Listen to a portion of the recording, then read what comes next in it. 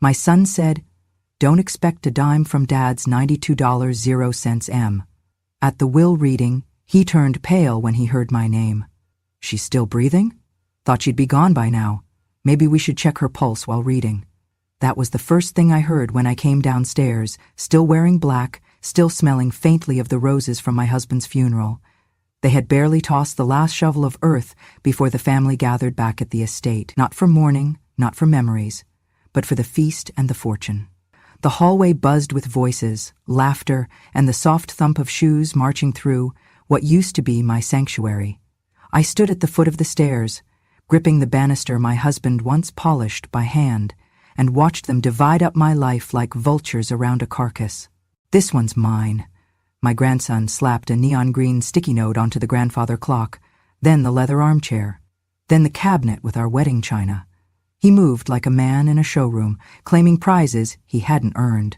His sister pointed her phone at the wall, an app open with blueprints and measuring lines. "We'll remodel this once she's out," she said to no one in particular. "Spa room maybe, definitely better lighting." I kept standing there. No one offered a chair. No one paused. Instead, my daughter-in-law appeared with a tray of champagne flutes. "We're celebrating Dad's legacy," she said cheerfully. "He built an empire, and now we get to carry it forward." "And clean out the ghosts," someone muttered. Laughter erupted. My chair at the dining table was gone, replaced with a folding one dragged in from the garage. One leg wobbled, no cushion. They pointed me toward the mudroom instead. "You'll be more comfortable there, away from the noise." I sat in silence, facing a mop bucket and a broken broom, with a paper plate of dry chicken and overcooked potatoes. No one noticed. No one looked. From the other room, I could hear them. "This house smells like mothballs and death," said one voice. "Let's strip the wallpaper and gut the kitchen." My grandson peeled off a bright orange sticker and slapped it onto the sideboard beside me. "This one's mine," he said, grinning as if he'd won a prize at the fair. His sister walked in with her phone open, using some kind of room-scanning app. "We'll remodel this once she's out," she said, turning slowly in place. "Spa room, maybe, or a wine-tasting nook." They didn't whisper. They didn't even glance at me. I sat very still, holding my tea with two hands so it wouldn't shake. "Dad said she'd die before him," came another. "Guess that was his only mistake." "She built soup, he built an empire," someone added, and the laughter grew louder. "Let her rot with the memories," a cousin sneered.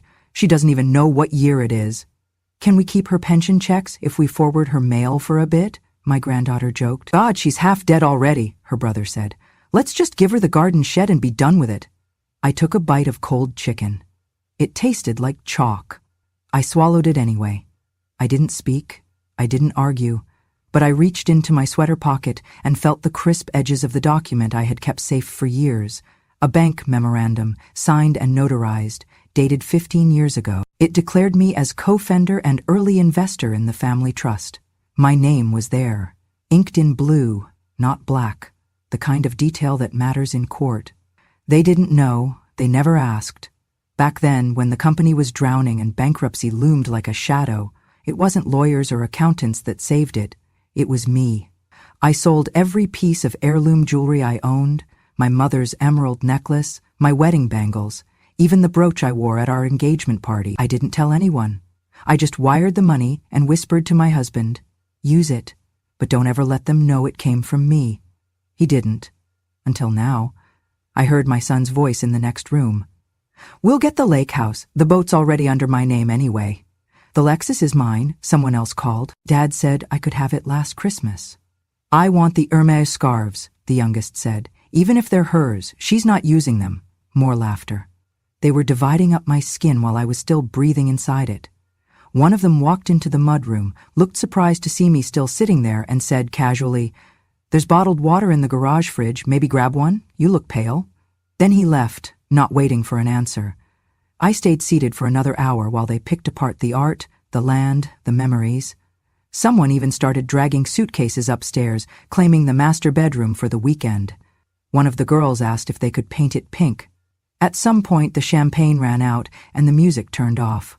But the smell of greed still lingered, thicker than the dust on the drapes. I rose slowly, my knees ached. I steadied myself on the edge of the sink and looked out the small window above it. The roses my husband planted along the driveway were starting to wilt.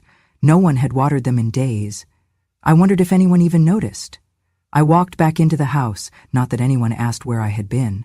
My footsteps were light, like the ghost they believed I already was. But I was not done, not yet.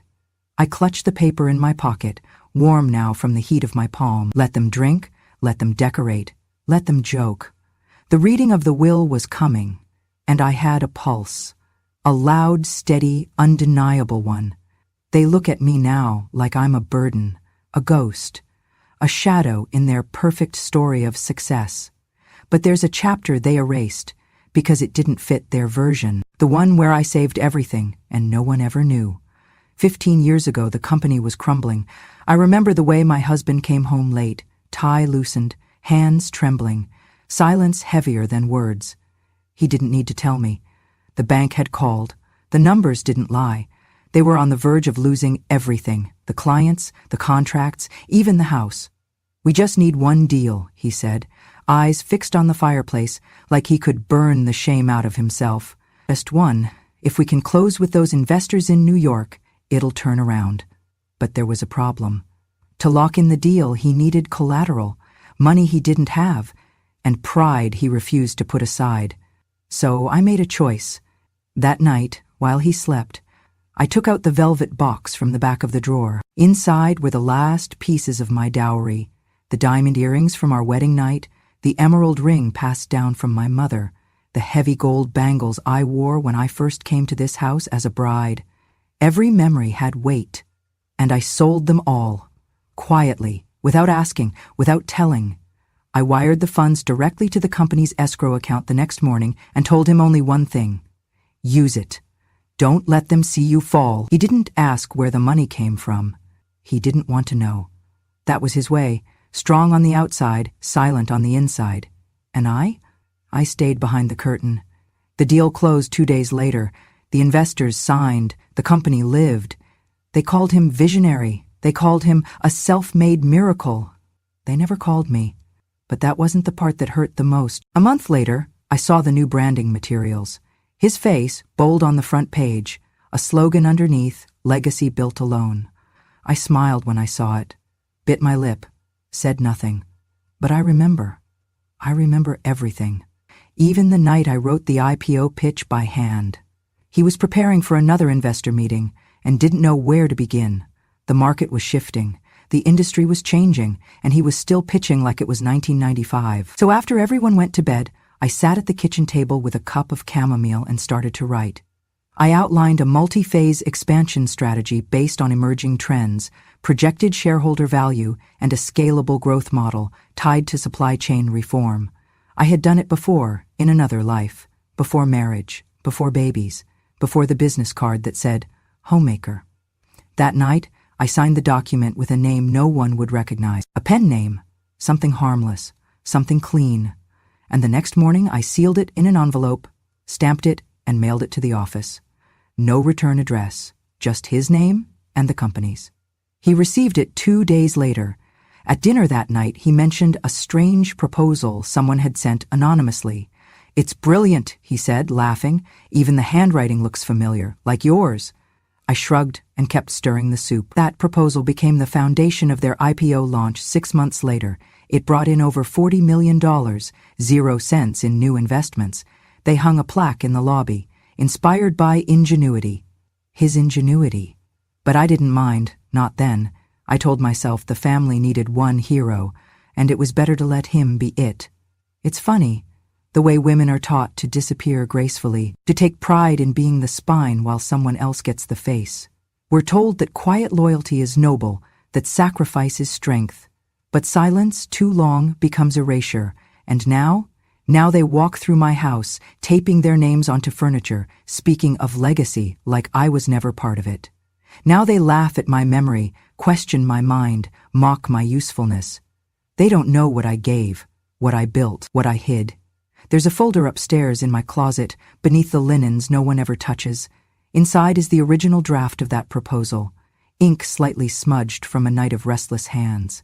My pen name in the corner. Folded next to it is a letter from the patent office, one that ties the pitch strategy to a registered idea, registered not under the company, but under me.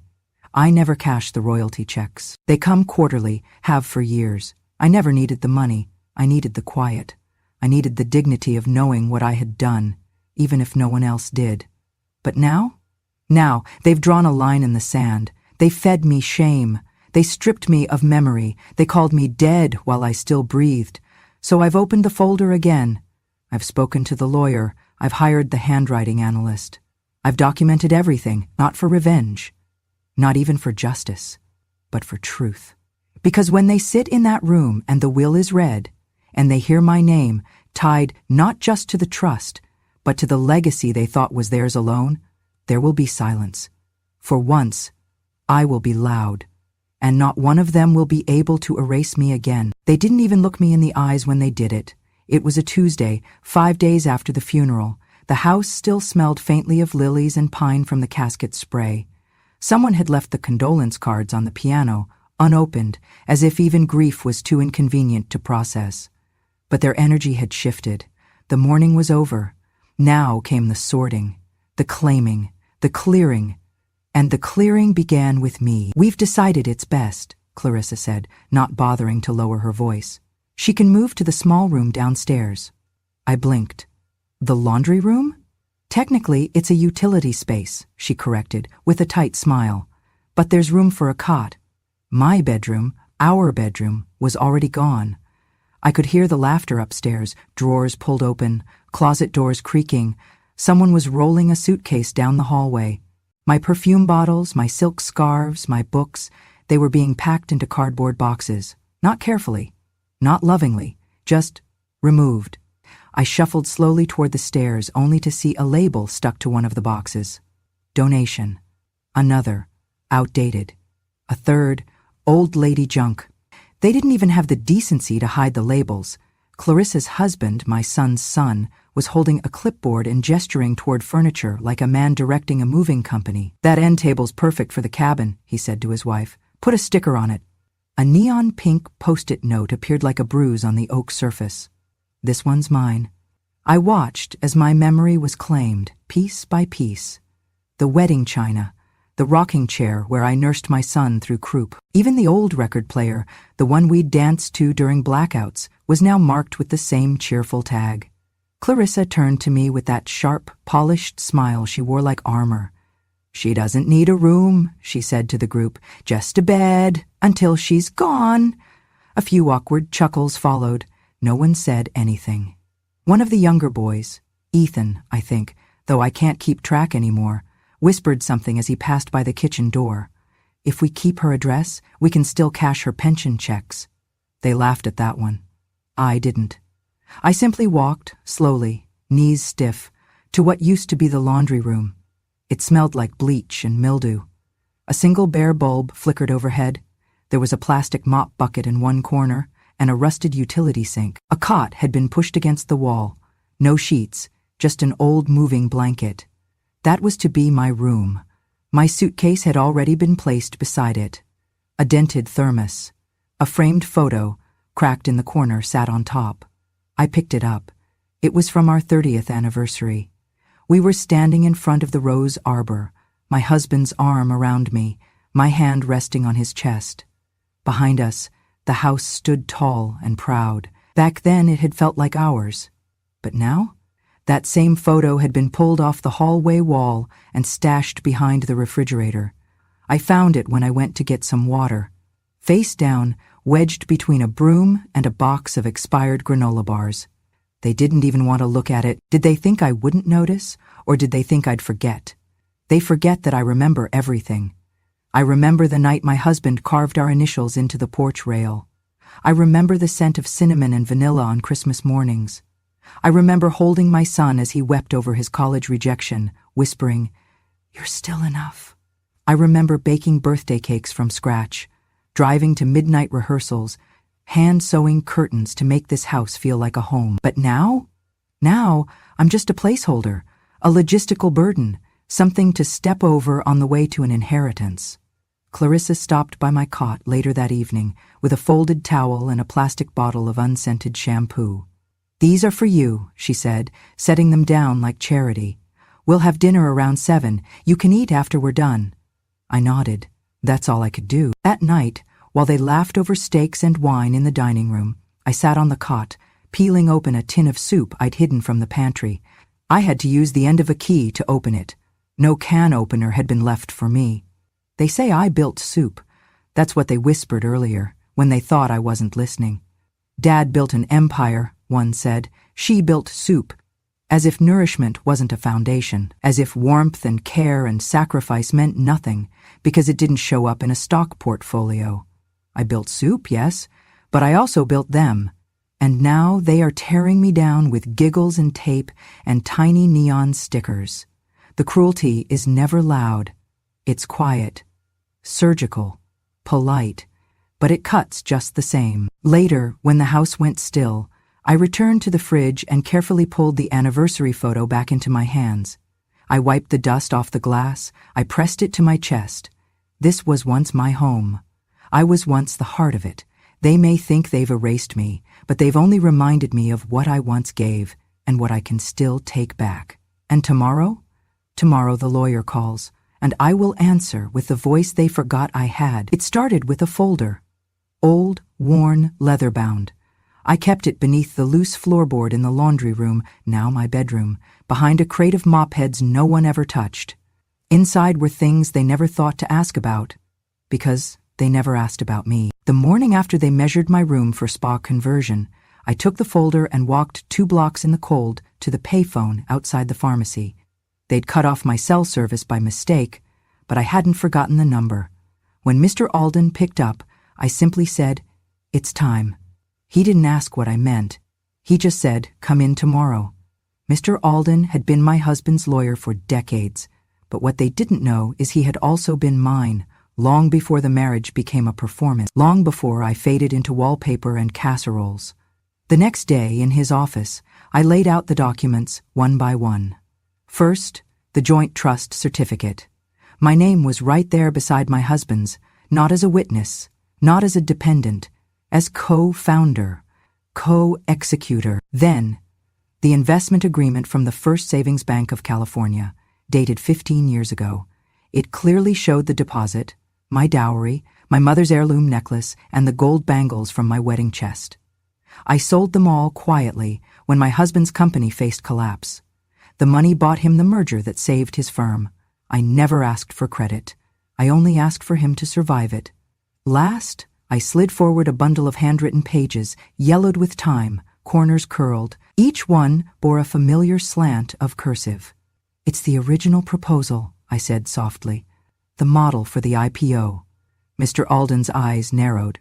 "You wrote this?" I shook my head. I sent it. I sent it with a pseudonym. He submitted it under his name. I remembered that night clearly. My husband had been pacing the den, a glass of scotch untouched on the mantel. His board had rejected every draft he'd shown them. I sat up in bed after he'd gone to sleep, pulled out a pad of paper and wrote until dawn. By morning, my fingers were stained with ink. I never told him it was mine. I mailed it to our P.O. box with no return address. He presented it at the next board meeting as his own. They approved it unanimously. It made him $38 million. And I never said a word. Mr. Alden leaned closer. "May I?" He pulled out a file from his cabinet and removed a small envelope. Inside was another letter, typed, but signed L. Brightwood, the same pseudonym I'd used on the handwritten version. I watched as he compared the signature. "Do you still write like this?" he asked. I nodded. He called in a specialist that very afternoon, a handwriting analyst from Stanford. They spent 2 hours together, poring over loops and curves, pressure points and pauses. Later that week, the analyst sent a report. The letters were a match, 100% dot, and the original work contained intellectual property clauses. Copyright and authorship belonged to me. According to federal patent law, the idea, the framework for the IPO, was considered an invention. Because it had never been formally transferred and I could prove authorship, the royalty rights defaulted back to me, millions, possibly more, depending on the duration of profit. All mine. Mr. Alden looked at me across the polished wood of his desk and said, "You understand what this means?" I nodded. "I don't want the money," I said. Not all of it. What do you want? I folded the letter back into the folder and stood. I want my voice back. And for the first time in months, I allowed myself to smile. A small, knowing smile that began in my chest and curled its way to my lips. They buried me while I was still thinking. They assumed quiet meant useless, that love meant absence, that motherhood meant surrender. They thought I'd faded like the wallpaper, but I was simply watching and remembering. I had not forgotten who I was. I was the girl who read contracts by candlelight while her husband slept. The woman who taught herself investment law with a borrowed library card. The mother who made soup, yes, but also decisions. Smart ones. Now, as they tripped over each other to carve up a house I helped build, they had no idea the land beneath their feet bore my name, and the paper trail was already with the court. By the time they sat down at the will reading, it would all be ready. But first I would let them have their party, their games, their jokes, let them dance around the ashes, thinking I had already blown away with the wind, because they had forgotten me, and that was their last mistake. They made me sit at the end of the table, a folding chair, of course, because God forbid I ruin the aesthetic of their tailored wool suits and designer handbags with my old lady aura. The law office was modern, full of glass walls and leather trim. Cold in every way. Outside, it was raining. Inside, it might as well have been snowing. My son Joseph sat nearest to the front, legs crossed confidently, wedding ring polished. His wife whispered something in his ear. He chuckled, just loud enough for the room. "She'll be dead by next Christmas," he muttered, sipping from a complimentary espresso cup. "Don't expect a dime for her." My granddaughter was texting under the table.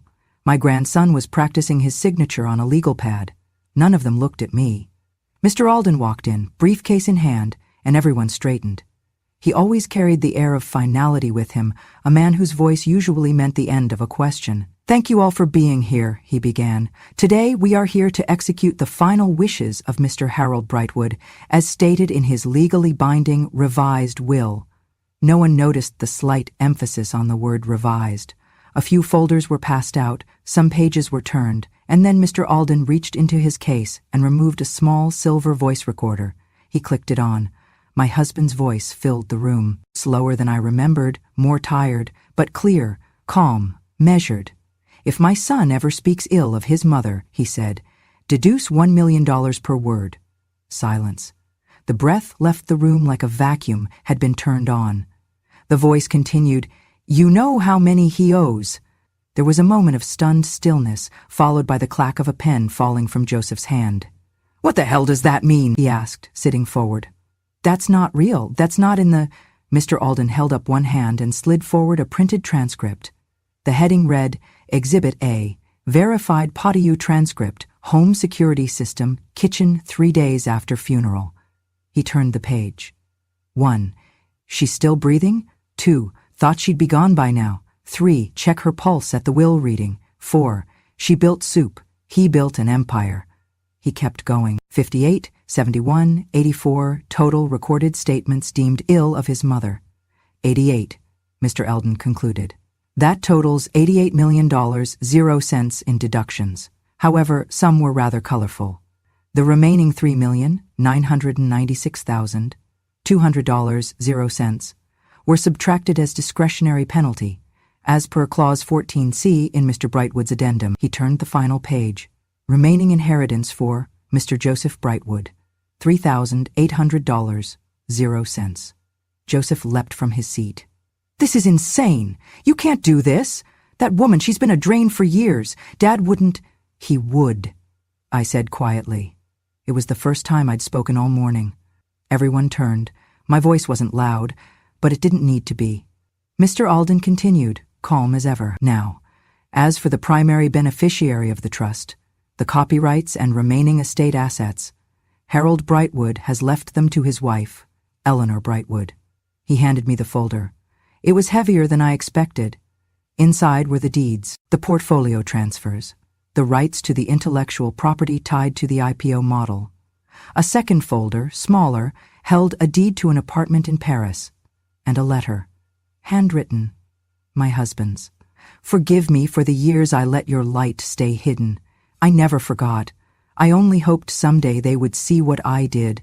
If they couldn't, then let this speak louder than I ever could. You built this with me. Now let the world know your name." Joseph stood frozen, face white. His wife began dialing someone. Probably a lawyer, a therapist, a priest.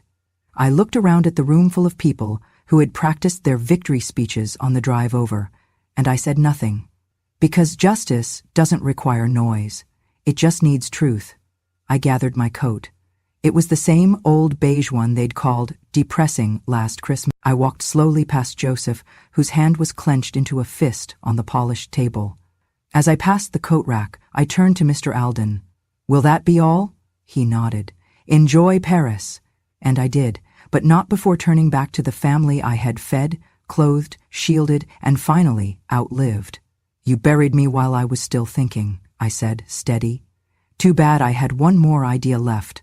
The silence after the will reading wasn't just awkward, it was bone deep, but I wasn't done. Mr. Alden knew that. He motioned for the second envelope. "This," he said, unfolding the packet with gloved care, "pertains to an intellectual property matter not previously disclosed to the family." He laid a series of documents before the room. 15 years ago, shortly before Brightwood Industries avoided bankruptcy through a game-changing IPO strategy, an anonymous proposal was submitted by mail. The model presented in that proposal became the blueprint for the company's public offering. He turned to page 2. This patent was formally filed under a pseudonym, E.B. Sinclair, at the time assumed to be a consultant or anonymous strategist. Joseph raised an eyebrow. "What does this have to do with anything? It was Dad's company, his plan." Mr. Alden calmly flipped to the third page. "It has everything to do with this, Mr. Brightwood, because we recently concluded forensic analysis on the original drafts of that proposal, including ink composition, handwriting comparison, and timing of postal submission." He slid a certificate across the table. "The pseudonym was hers," he said, pointing to me. "Your mother, Eleanor Brightwood." Gasps. Even the air in the room seemed to hesitate. "This," he continued, holding up a framed certificate, "is the formal recognition of Eleanor Brightwood as sole intellectual contributor to Patent 1, 2,294,157B, also known as the Brightwood Stabilization Model. The patent now yields residuals through multiple licensing streams, amounting to $9,400,000 annually." Joseph's wife clutched her scarf. Catherine, my granddaughter, dropped her phone, but, Joseph stammered, "She made soup, she mended socks, and—" Mr. Alden allowed himself the faintest of smiles. "Yes. And she saved your father's legacy." He pulled a folded letter from a separate envelope, slightly aged but still crisp. "Before his passing, Mr. Brightwood left this personal note, sealed and notarized." He cleared his throat and read aloud. "She found the cure before the world knew it was broken. She kept quiet because she loved me. I asked her to let me take the credit because the board wouldn't follow a woman. But I knew. I always knew. This company is her mind on paper."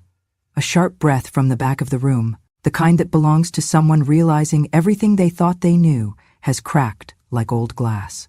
Joseph muttered something under his breath. "What was that?" I asked, meeting his eyes. He looked up, finally looked at me. "I didn't know," he said, voice quieter. "I didn't know it was you." I didn't answer, because I'd spent years erasing my name so his father could be seen as whole. I'd kept my name off the plaque. I'd burned the drafts. I'd even mailed the final model from a different zip code. But I hadn't forgotten. Mr. Alden passed the room one last page. A ledger of every quarterly payout the patent had earned since inception, all signed to a holding trust, untouched, waiting. "For you," he said, handing me a black folder with gold trim. "It's yours now." Catherine spoke up, her voice strangely small. "So we were living off her mind all along?" No one replied. They were all too busy staring at their reflections in the glass walls, wondering how they missed the most important mind in the house because it was wrapped in an apron. I stood. They didn't stop me. Not this time. "I drew the map," I said quietly, buttoning my coat, "and you all thought it appeared by accident." No one moved as I left. The same woman who'd once been dismissed as furniture, as fading wallpaper, had just reminded them that empires rise on the backs of women too smart to be seen and too strong to be erased. They were given 48 hours. That's what the letter said, signed by the executor, stamped by the court. A legal deadline for the ungrateful to vanish from the house they once trampled. By morning, the packing began. Boxes thudded down the hallway. Laughter, for once, was gone. Catherine didn't say a word. Her eyes were red, but her hands moved fast, sweeping jewelry into velvet cases that didn't belong to her anymore. Joseph tried, "Please, Mom." That's all he could manage before his voice broke. I looked at him, this man who once sat on my lap to read the cereal box, who used to hold my hand during storms, now reduced to a trembling shadow asking for a second chance. I didn't cry, I'd done enough of that. I simply said, "You spoke first." The will simply listened. He slumped back, as if the truth had struck him harder than any slap. Outside the kitchen, I heard his wife shrieking, "You're heartless! She's heartless!" I stepped into the doorway. "No," I said, "I gave you a house. You gave me hell." She opened her mouth again, but I was done giving her my ears. I walked through the home slowly, gently, as if reintroducing myself to something sacred. The hallway still smelled faintly of old lemons and sunlight, but it was no longer cluttered with arrogance. I passed by the guest room, now emptied of its spa room fantasies and Pinterest plans. The little sticker on the vanity mirror caught my eye. "This one's mine." I peeled it off, folded it once, and tossed it into the trash. Room by room, I gathered them all. The blue one on the antique dresser, the yellow one on the armchair with my husband's initials, even the green one on the silver frame of our wedding photo. "This one's mine," they had said. Not anymore. Not ever. Really. They just thought kindness was consent. In the dining room, where laughter once lived, I paused by the grand piano. Someone had placed a sticker there, too. I closed the lid gently. "That one was always his," I whispered, "and he gave it to no one." The house felt still, not empty, just clean, as though it had been holding its breath for too long and now could finally exhale. Outside, I stepped onto the back porch. The roses were gone, uprooted last summer for a wine-tasting corner, but the pomegranate tree still stood crooked beside the window, its roots stubborn, its bark split from too many summers. And there, near the base, was the little rose bush I'd planted when Joseph turned 5. Just one brittle stem remained. Thorns bare, leaves curled, forgotten. I knelt down, knees against the cool tile. The ground was dry, bone dry. I fetched the watering can from behind the shed, half rusted, but still useful. I poured slowly, listening to the soil drink. As the water sank in, I whispered, "We bloom again." Because we would. Not because they believed it, but because I never stopped tending the roots. The wind picked up then, brushing across the porch, carrying with it a strange silence, the kind that comes after a house has been reclaimed. This house wasn't haunted anymore. It was mine. I sold the house the following spring. Not out of anger, not for revenge, just because it no longer felt like mine. Some places collect too much noise, and no amount of dusting can quiet what's been said inside the walls. With the sale finalized, I moved into a small penthouse near the sea in Santa Barbara, the kind of place with wide windows, white curtains, and the hush of waves always just a breath away. No squeaky stairs, no whispers behind doors, no stickers claiming what never belonged to them. Just peace. And room for me to think, out loud this time. The royalties from the patent continued to arrive, steady and quiet, but I didn't need it, not all of it, so I started something new, a fund, a small foundation with a long name, Women Who Were Erased. It wasn't flashy. It didn't have a gala or a ribbon cutting, just a bank account, a mission, and enough to offer scholarships, grants, and, above all, recognition to women who had built silently and been forgotten loudly. I knew what that felt like. I knew how much it hurt to whisper brilliance into someone else's spotlight, and I knew how good it felt to take that spotlight back. Outside my front door, I hung a wooden sign. It was hand-carved from the old oak tree my husband and I once planted together. I'd kept a piece when the storm split it years ago. The sign read, "This house was funded by a burden. Enjoy the silence." It made the mailman chuckle every time. Inside, I didn't keep much, just essentials, and a few memories. One of them, a faded drawing taped to the fridge, crayon on construction paper, drawn by my youngest grandson years before they taught him to roll his eyes at me. A stick figure of me in big glasses, standing next to a giant light bulb. In bright purple scribble it said, "To Grandma, you think better than Google." I'd nearly thrown it away once, back when they told me I was losing my mind, that my memory was slipping, that I should just sit, smile, and stay silent. But I didn't forget this drawing, and I never forgot how to think. They had buried me in assumptions, old, tired, fading, irrelevant. But I wasn't any of those things. I was patient. I was watching. I was remembering what they wanted erased, and most importantly, I was still thinking because I never stopped. They thought I was fading, but I was just waiting for the right moment to think out loud. If you've ever felt overlooked, underestimated, or pushed aside, just remember, your story isn't over until you decide it is. She was more than a mother, more than a wife, more than a woman in the background. She was the mind that built the map, and when they erased her, she rewrote the ending. If this story moved you, imagine how many others are still waiting to be heard. Subscribe to Grandma True Stories for more real tales of strength, justice, and the women who refuse to disappear quietly. Because silence may be golden, but truth, that's priceless.